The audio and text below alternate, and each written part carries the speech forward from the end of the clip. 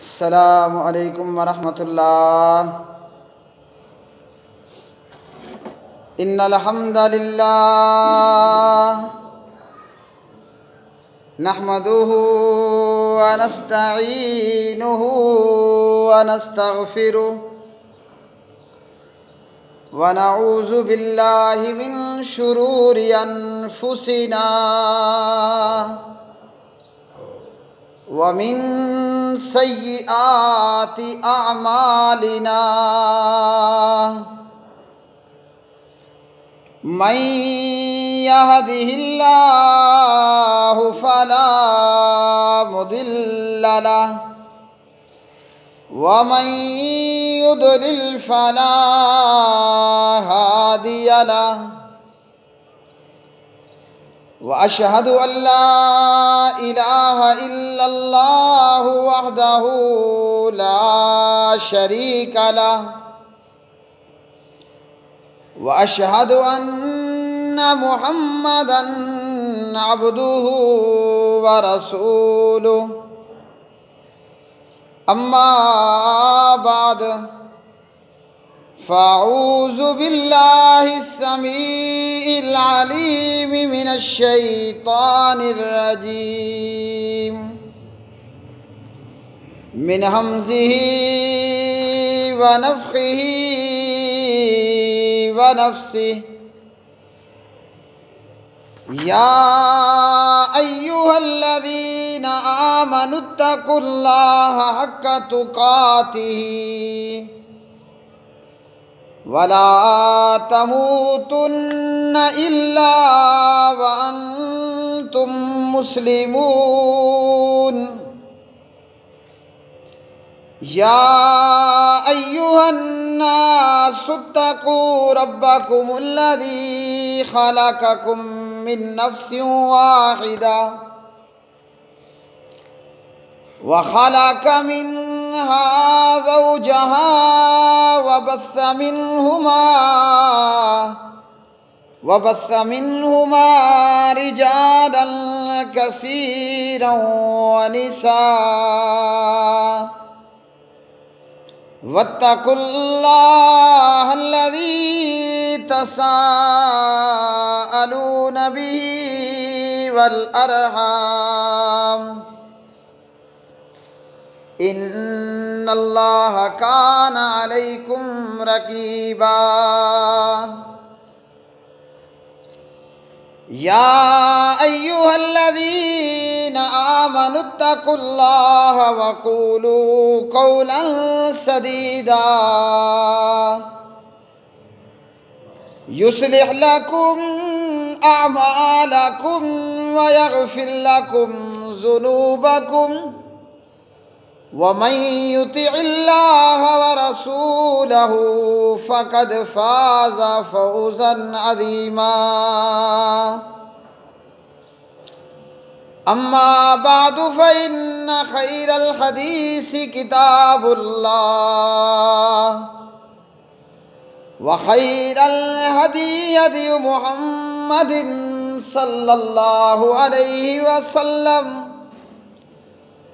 وشر الأمور محدثاتها وكل محدثة بدعة وكل بدعة ضلالة وكل ضلالة في النار قال الله تبارك وتعالى في القرآن المجيد والفرقان الحميد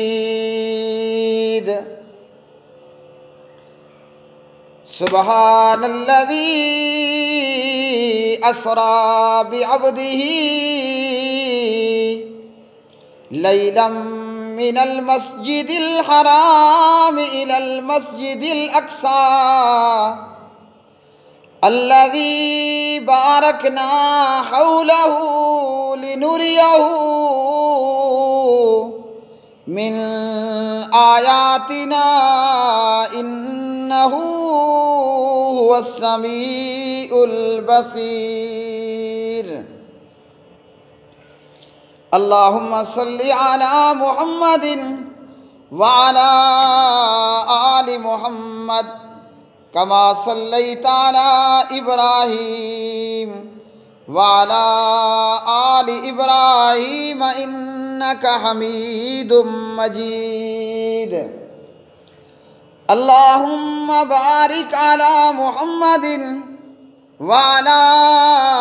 آل محمد کما بارکت علی ابراہیم وعلی آل ابراہیم انک حمید مجید۔ رب اشرح لی صدری ویسر لی امری واحلل عقدۃ من لسانی یفقہوا قولی۔ ہر قسم کی حمد و ثنا اللہ وحدہ لا شریک کے لیے، جو ساری کائنات کا خالق، مالک، رازق، داتا، دستگیر۔ بے شمار درود و سلام نبی مکرم، رسول معظم، محمد مصطفیٰ، احمد مجتبیٰ، جناب محمد الرسول اللہ صلی اللہ علیہ وآلہ وسلم کی مبارک ذات پہ۔ قرآن مجید فرقان حمید اللہ وحدہ لا شریک تلاوت شدہ آیات بینات میں پیارے نبی علیہ السلام کے اسراء کے تعلق سے بیان فرماتے ہیں کہ آپ صلی اللہ علیہ وسلم، اللہ سبحانہ و تعالیٰ نے آپ کو بے شمار معجزات عطا فرمائے، اور اللہ نے بہت سے پیغمبروں کو بہت سے معجزات عطا فرمائے، اور پیارے نبی جناب حضور نبی کریم حضرت محمد بن عبداللہ بن عبد المطلب بن عبد مناف بن قصی بن کلاب، جناب محمد الرسول اللہ صلی اللہ علیہ وسلم اللہ سبحانہ و تعالیٰ کے بڑے ہی بے نظیر اور بڑے ہی بے مثال پیغمبر تھے۔ آپ صلی اللہ علیہ وسلم کی جس طرح رسالت اور نبوت، آپ کا مقام، آپ کی شان سب سے اعلیٰ، اسی طرح آپ صلی اللہ علیہ وسلم کے معجزات بھی سب سے اعلیٰ اور ارفع۔ پیارے نبی علیہ السلام کو دیے گئے معجزات میں سے ایک معجزہ یہ بھی ہے کہ رات کے کچھ حصے میں اللہ سبحانہ و تعالیٰ اپنے پیغمبر کو مسجد حرام سے مسجد اقصیٰ تک لے گیا، اور پھر مسجد اقصیٰ سے آپ صلی اللہ علیہ وسلم کو آسمانوں پر معراج ہوئی کہ آپ پہلے سے لے کر 7ویں آسمان تک، وہاں سے سدرۃ المنتہا اور جنت الماوا تک، اور پھر آگے وہاں سے آگے جہاں تک کہ پیارے نبی علیہ السلام نے فرشتوں کے کلموں کے چلنے کی آواز بھی سنی، اور جہاں تک اللہ سبحانہ و تعالیٰ نے چاہا۔ پیارے نبی علیہ السلام کا یہ عظیم الشان معجزہ کہ یہ وہ معجزہ ہے کہ جو آپ سے پہلے کسی بھی پیغمبر، نبی، رسول کو اللہ سبحانہ و تعالیٰ نے عطا نہیں کیا۔ آپ کے بے شمار معجزات میں سے یہ معجزہ اسراء اور معراج کا، اس کا پہلا حصہ جناب نبی کریم صلی اللہ علیہ وسلم کو مسجد حرام حتیم سے مسجد اقصیٰ تک لے جایا گیا، اسے اسراء کہتے ہیں۔ اور اسی طرح دوسرا کہ وہاں سے آپ صلی اللہ علیہ وسلم کو 7 آسمانوں سے اوپر لے جایا گیا، اور اسے معراج کہتے ہیں۔ پیارے نبی علیہ السلام کا یہ معجزہ آپ کو آپ کی روح اور آپ کے جسم سمیت کرایا گیا، ورنہ جناب حضرات انبیاء علیہ السلام کے جو معجزات ہیں ان میں سے ایک معجزہ یہ بھی ہوتا کہ پیغمبر کو جو کچھ خواب آتا وہ خواب من جانب اللہ ہوتا، اور بذریعہ خواب بھی پیغمبر کو وحی کر دی جاتی، جیسا کہ جناب خلیل اللہ حضرت ابراہیم علیہ السلام ہیں۔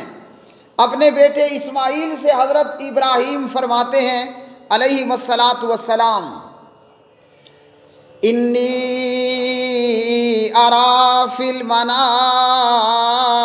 انی اذبحک فانظر ماذا تری۔ جناب ابراہیم نے اسماعیل سے کہا میں نے خواب دیکھا ہے اور میں خواب میں تجھے ذبح کرتا ہوں، تیری اس متعلق کیا رائے ہے؟ جناب اسماعیل نے فرمایا فافعل ما تؤمر، ابا جان جو آپ کو حکم ہوا ہے آپ اس حکم پہ عمل پیرا ہوئیے۔ اور اسی طرح جناب یوسف علیہ السلام نے بھی خواب دیکھا، انی رأیت احد عشر کوکبا والشمس والقمر رأیتهم لی ساجدین، قال یا بنی لا تقصص رؤیاک علی اخوتک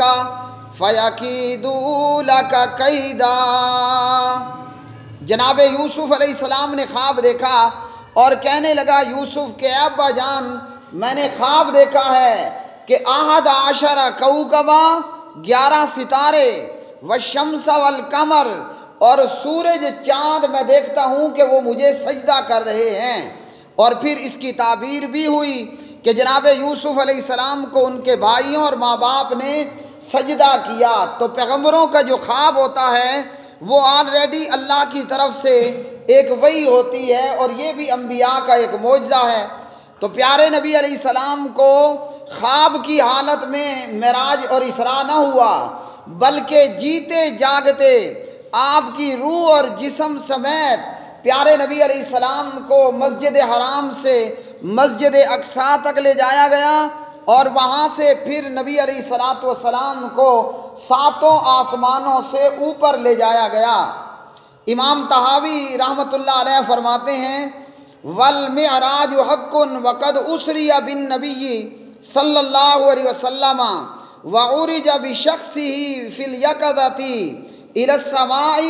ثم الی حیث شاء اللہ من العلا واکرمہ اللہ بما شاء واوحى الیہ ما اوحى۔ العقیدۃ الطحاویہ صفحہ نمبر 223 کہ معراج برحق ہے۔ نبی کریم صلی اللہ علیہ وسلم کو جسمانی طور پر بیداری کی حالت میں آپ کا جسم بھی اور آپ کا روح دونوں حاضر تھے، اور یہ خواب کا معاملہ بھی نہیں بلکہ جاگتے میں نبی علیہ السلام کو سیر کرائی گئی اور آسمان تک، بلکہ وہاں سے اوپر جہاں تک اللہ نے چاہا آپ کو لے جایا گیا، اور اللہ سبحانہ و تعالیٰ نے آپ کی تکریم کی اور جو کچھ اس نے چاہا پیارے نبی صلی اللہ علیہ وسلم کی طرف وہی فرمایا اور وہی کی۔ یہاں اللہ رب العالمین قرآن مجید فرقان حمید کی سورہ مبارکہ سورۃ الاسراء میں اللہ تعالیٰ فرماتے ہیں سبحان، پاک ہے الذی وہ ذات اسراء بعبدہ جس نے اپنے بندے کو لیلا من المسجد الحرام الی المسجد الاقصیٰ رات کے کچھ حصے میں مسجد حرام سے مسجد اقصیٰ تک لے گیا۔ تو آیت کا آغاز ہوتا ہے سبحان سے کہ وہ ذات ہر قسم کے عیب سے پاک ہے، اور حیرت اور تعجب کے لیے بھی استعمال ہوتا ہے، یعنی تعجب اس بات پر ہے کہ آپ صلی اللہ علیہ وسلم کو بغیر کسی PIA کے، بغیر نبی علیہ السلام کو کسی خلائی شٹل کے، اور نبی علیہ السلام کو بغیر کسی جو ہے وہ سعودی ایئر لائن کے، آپ صلی اللہ علیہ وسلم کو اللہ سبحانہ و تعالی مکہ سے مسجد اقصیٰ تک اور مسجد اقصیٰ سے آسمانوں تک لے جایا گیا۔ نبی علیہ السلام کے تعلق سے اللہ نے فرمایا کہ یہ جو ہے بعبدہ اپنے بندے کو، تو یہ بھی نبی علیہ السلام کے تعلق سے ایک شرف ہے کہ اللہ نے آپ کو اپنا بندہ کہہ کر پکارا، اور لفظ عبد جو ہے وہ روح اور جسم دونوں پر استعمال ہوتا ہے، دونوں پر بولا جاتا ہے۔ اور پیارے نبی علیہ السلام نے جب یہ کہا کہ میں مسجد حرم سے، مسجد کعبہ سے مسجد اقصیٰ تک اور وہاں سے آسمانوں تک لے جایا گیا، تو مکہ والوں نے، کافروں اور مشرکوں نے نبی علیہ السلام کو جھٹلایا، اور ماننے سے انکار کیا اور انکاری ہوئے، کس لیے کہ یہ واقعہ اس دور میں 1400 سال پہلے ایسا ہونا ناممکن تھا، جبکہ آج یہ ممکن ہے کہ بندہ ہزاروں میل کا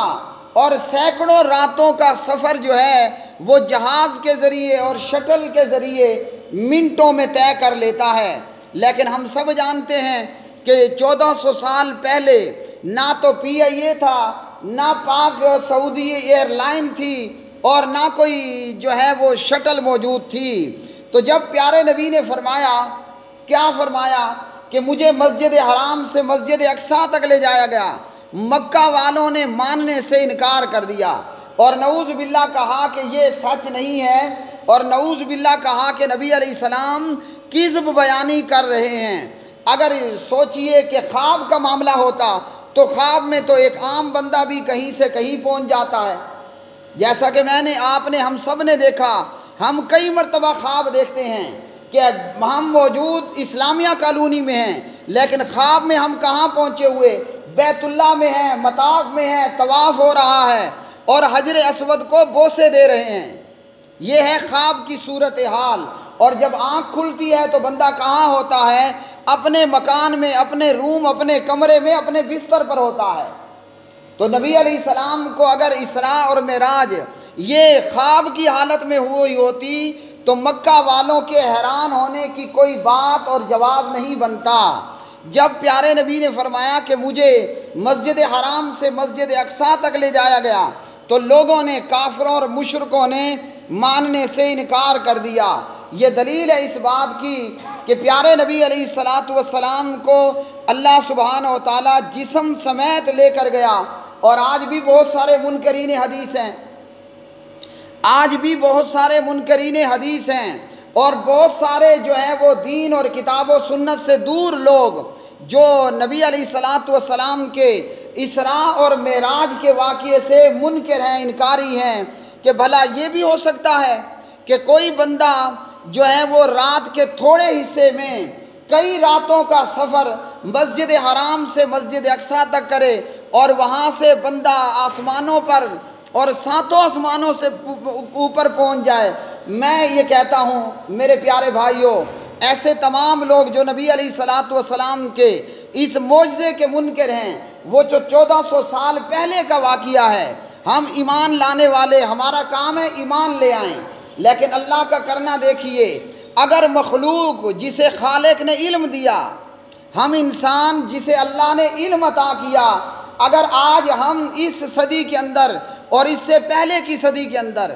آج اگر بندہ گھوڑے پہ جائے، کھوتے پہ جائے، اور اگر بندہ سواری پہ یا پیدل جائے، یہاں سے پاکستان سے مکہ جاتے ہوئے سینکڑوں راتیں لگ جائیں گی، لیکن کیا ہے کہ 1400 سال بعد آج یہ حال ہے کہ بندہ 4 سے 5 گھنٹوں کے اندر اندر ملتان اور اسلام آباد سے ہمیں اڑان بھرنے والا اڑان وہ جہاز ہمیں اڑاتا ہے، اور ہم رات کے 4 گھنٹوں کے اندر ملتان سے، اسلام آباد سے، پشاور سے کہاں پہنچ جاتے ہیں؟ جدہ ایئرپورٹ پہ لینڈ کیے ہوئے ہوتے ہیں، 1-1.5 گھنٹے کے اندر ہم بیت اللہ میں مطاف میں موجود طواف شروع کیے ہوئے ہوتے ہیں۔ اگر ہم مخلوق اتنے کمال کو پہنچ گئی، جبکہ یہ کمال اللہ نے ہمیں عطا کیا، ہمیں بنانے والے نے ہمیں اتنا کمال دیا کہ ہم 1000 راتوں اور سینکڑوں راتوں کا سفر اگر 4 گھنٹوں میں ملتان سے جدہ پہنچ سکتے ہیں، تو جو ہمارا بنانے والا خالق اور مالک ہے، جو اس کائنات پوری کا پروردگار ہے، کیا وہ 1400 سال پہلے اتنا کمال نہیں رکھتا کہ نبی علیہ السلام کو رات کے تھوڑے سے حصے میں مکہ سے مسجد اقصیٰ لے آئے، اور وہاں سے پھر نبی علیہ السلام کو جو ہے وہ آسمانوں پر معراج کرائی جائے؟ تو منکرین حدیث جو آج کی دنیا میں منکر ہیں، اگر مکہ کے کافروں نے انکار کیا تو اس وقت نہ جہاز تھا، نہ ہیلی تھا، نہ کوئی شٹل موجود تھی۔ آج کی دنیا میں نبی علیہ السلام کے اسراء اور معراج کا انکار کرنے والا پرلے درجے کا احمق اور بے وقوف ہے، کہ جب انسان اتنی ترقی کر سکتا ہے کہ ہزاروں کا فاصلہ وہ منٹوں میں طے ہو سکتا ہے، تو جو ہمیں پیدا کرنے والا ہے، ہم اتنے کمال والے، ہم اتنے کمال والے، ہمارا پیدا کرنے والا کتنا با کمال ہوگا۔ امام ابن کثیر رحمۃ اللہ علیہ فرماتے ہیں وَهَذَا مَذْهَبُ جَمْهُورِ السَّلَفِ وَالْخَلَفِ مِنْ أَنَّ الْإِسْرَاءَ كَانَ بِبَدَنِهِ وَرُوحِهِ صلوات اللہ وسلامہ علیہ كما دل على ذلك ظاہر السیاقات من رکوبہ وصعودہ فی المعراج وغیرہ۔ فرمایا کہ نبی علیہ الصلوۃ والسلام کے متعلق اہل علم کا یہ مذہب اور اتفاق ہے کہ آپ صلی اللہ علیہ وسلم کو جسم اور روح سمیت اسراء اور معراج کرایا گیا، اور پھر نبی علیہ الصلوۃ والسلام نے اپنی احادیث کے اندر اس کو بیان فرمایا۔ یہ اسراء اور معراج کب ہوئی؟ یہ رجب کا مہینہ ہے، اور اس مہینے میں ہم یہ سمجھتے ہیں کہ 27 رجب المرجب کو نبی علیہ الصلوۃ والسلام معراج پر گئے۔ تو 27 رجب کے حوالے سے کوئی بھی صحیح دلیل نہیں ہے کہ نبی علیہ الصلوۃ والسلام کو رجب کے مہینے میں 27 تاریخ کو معراج ہوئی، بلکہ معراج کے حوالے سے جو ہے وہ مختلف اقوال ہیں، کبھی ربیع الاول کے مہینے میں اور کہیں کسی مہینے میں۔ سب سے متفقن علیہ بات یہ ہے کہ پیارے نبی علیہ الصلوۃ والسلام کو ہجرت سے تھوڑا عرصہ پہلے، تقریباً 1 سال کے لگ بھگ پہلے، آپ صلی اللہ علیہ وسلم کو اسراء اور معراج کرائی گئی۔ اب 27 رجب بھی اگر جو ہے وہ معراج ہو تو نبی علیہ الصلوۃ والسلام نے 27 رجب کے حوالے سے کوئی خاص اہتمام نہیں فرمایا۔ ہمارے ہاں جب تک کہ سنت کے ساتھ بدعت کو ایڈ نہ کر دیا جائے، سنت کے ساتھ بدعت کو نہ جوڑ دیا جائے، اور چھوٹی سی سنت کے ساتھ ڈرم جتنی اور کنٹینر جتنی بدعتیں ایجاد نہ کر لی جائیں، بدعتیوں کی طبیعت کو سکھ چین اور آرام نہیں آتا۔ تو رجب کے مہینے میں 27 رجب کو نبی علیہ السلام کی معراج کا ہونا یہ کسی صحیح حدیث سے ثابت نہیں ہے، اور اگر یہ تاریخ بنتی بھی ہو تو جو ہمارے ہاں رجب کے حوالے سے اور معراج کے حوالے سے کچھ کیا جاتا ہے، یہ پیارے نبی علیہ الصلوۃ والسلام کا کوئی طریقہ نہیں ہے۔ رجب کی فقط اتنی فضیلت ہے کہ رجب کا مہینہ حرمت والے 4 مہینوں میں سے ایک مہینہ ہے۔ رجب کی یہی فضیلت کہ حرمت والے 4 مہینوں میں سے یہ ایک مہینہ ہے جس پیغمبر کا میرے بھائیوں ہم نے کلمہ پڑھا۔ جتنا ہو ہم اپنے نبی پر درود و سلام پڑھیں اور ضرور پڑھیں، مگر مسنون پڑھیں۔ اور پیارے نبی نے فرمایا جمعے کے دن زیادہ سے زیادہ میرے اوپر درود پڑھو، تمہارا درود مجھ پر پیش کر دیا جاتا ہے، پہنچا دیا جاتا ہے۔ ایسا عظیم نبی اور ایسا عظیم رسول، ایسا بے نظیر اور بے مثال رسول اللہ نے کسی بھی امت کو عطا نہیں کیا۔ لیکن ہم نکمے کہ ہمیں اپنے نبی اور رسول کی کوئی قدر اور کوئی شان معلوم نہیں ہے۔ نبی علیہ الصلوۃ والسلام کو اسراء اور معراج کیسے ہوئی؟ آپ صلی اللہ علیہ وسلم صحیح بخاری اور مسلم میں فرماتے ہیں، صحیح بخاری کے اندر 349 اور مسلم کے اندر 164، آپ صلی اللہ علیہ وسلم فرماتے ہیں کہ میں مکہ میں اپنے گھر کے اندر، مطلب حضرت ام ہانی رضی اللہ تعالی عنہا کے گھر میں سویا ہوا تھا، اور فرمایا نبی علیہ الصلوۃ والسلام نے اس گھر کی چھت کو، مکان کی چھت کو کھول دیا گیا، اور جناب جبریل علیہ السلام نازل ہوئے۔ جناب جبریل مجھے لے کر بیت اللہ میں آئے۔ ام ہانی کا گھر اور نبی علیہ اور مکہ بیت اللہ تھوڑا ہی بیچ میں فاصلہ ہے، بیچ میں صفا مروہ صحیح ہے، اور اس سے پرلی طرف تھوڑا آگے جا کر ام ہانی رضی اللہ تعالی عنہ کا مکان تھا۔ جناب نبی کریم فرماتے ہیں کہ میں ام ہانی کے گھر سویا تھا، اور جبریل آئے، وہاں سے مجھے اٹھایا اور بیت اللہ حتیم کے اندر لے کر آئے۔ فرمایا میرے اوپر ابھی کچھ اونگ طاری تھی، نہ مکمل طور پر سویا ہوا تھا، نہ مکمل طور پر جاگا ہوا تھا۔ جیسے کسی بندے کو اچانک اٹھا دیا جائے اور چلنے کو کہے تو کچھ دیر تک وہ نیند اور جاگتے کی حالت میں ہوتا ہے۔ پیارے نبی فرماتے ہیں کہ مجھے حتیم لے آیا گیا، اور یہاں پر نبی علیہ الصلوۃ والسلام فرماتے ہیں کہ یہاں مجھے پھر زمزم کے پاس لے جایا گیا۔ زمزم کا پرانا کنواں بیت اللہ کے قریب ہی تھا، اور آج بھی جب تعمیرات میں کھولا گیا تو وہ اسی جگہ موجود ہے۔ فرماتے ہیں کہ زمزم کے پاس لے جایا گیا اور وہاں ایک سونے کا تشت لایا گیا جو ایمان اور حکمت سے بھرا ہوا تھا۔ جناب جبریل نے میرا سینہ ناف تک چیر ڈالا اور میرے دل کو نکال کر زمزم کے پانی سے دھویا گیا، پھر اسے ایمان اور حکمت سے بھر کر دل کو وہاں اس کی جگہ پر لوٹا دیا گیا، اور اس کے بعد نبی علیہ السلام کا سینہ بند کر دیا گیا۔ شک صدر کا یہ واقعہ 3 مرتبہ ہوا۔ ایک وقت کہ جب آپ حلیمہ سعدیہ رضی اللہ تعالی عنہ کے پاس تھے، اور دوسری مرتبہ جب آپ مبعوث کیے گئے، اور تیسری مرتبہ جب آپ کو مسجد حرام سے مسجد اقصیٰ تک اسراء اور معراج کے لیے لے جایا گیا۔ اس کے بعد نبی علیہ الصلوۃ والسلام فرماتے ہیں ثم اتیت بدابۃ ابیض یقال لہ البراق فوق الحمار ودون البغل، پھر میرے پاس ایک سفید جانور لایا گیا کہ جسے براق کہا جاتا ہے۔ یہ جانور گدھے سے بڑا اور خچر سے چھوٹا تھا، اور اس کا ایک قدم اس کی حد نگاہ تک جاتا تھا۔ فرمایا کہ مجھے اس جانور پر بٹھا دیا گیا۔ یہ جانور کیا تھا؟ جانور ہی تھا۔ آج کی سائنس سے اور آج کے جہازوں اور آج کے ہیلی سے اور آج کی خلائی شٹلوں سے کہیں زیادہ اس کی سپیڈ تھی۔ جناب حضرت انس بن مالک رضی اللہ تعالی عنہ راوی ہیں، صحیح مسلم کے بعد ترمذی میں 313 نمبر پر فرماتے ہیں کہ نبی علیہ السلام کے پاس براق کو اس حال میں لایا گیا کہ اس کو نکیل ڈال دی گئی تھی۔ یہ جانور نبی علیہ السلام کو دیکھتے ہوئے کچھ شوخی دکھانے لگا، کچھ مستی دکھانے لگا۔ تو جناب جبریل علیہ السلام نے کہا اس براق کو، اس جانور کو مخاطب کر کے کہ کیا تو نہیں جانتا تیرا سوار وہ بننے والا ہے کہ جو اللہ کی مخلوق میں سب سے زیادہ معزز ہے، اللہ کے نزدیک جس کو سب سے زیادہ مقام حاصل ہے۔ جب اس جانور نے یہ سنا کہ میرا سوار وہ ہے، میرے اوپر سواری کرنے والا وہ شخص آج ہوگا جو اللہ کے نزدیک سب سے معزز ہے، میرے بھائیوں پتہ ہے اس جانور کو کیا ہوا؟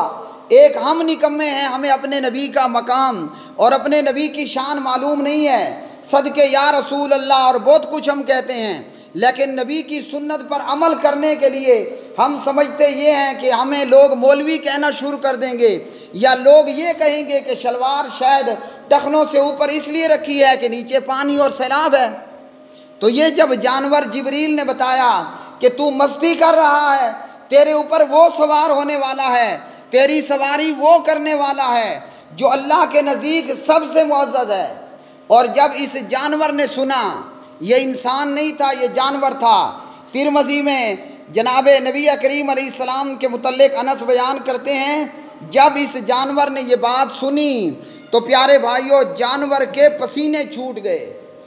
جانور کے پسینے چھوٹ گئے۔ اور ہم کیا کرتے ہیں؟ ہم اپنے نبی کی، ہمارے نبی کی بات کو سن کر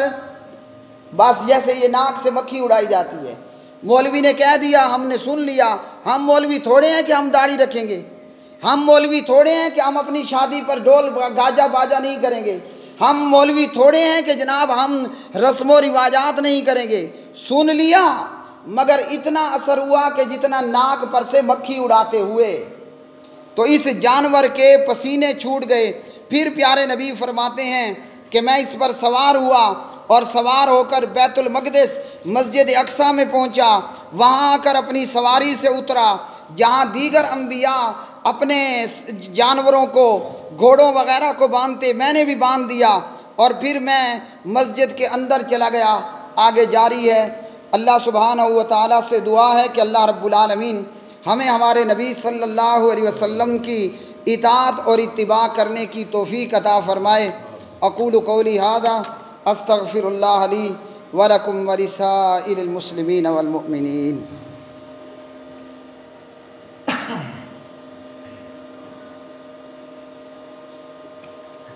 ان الحمد للہ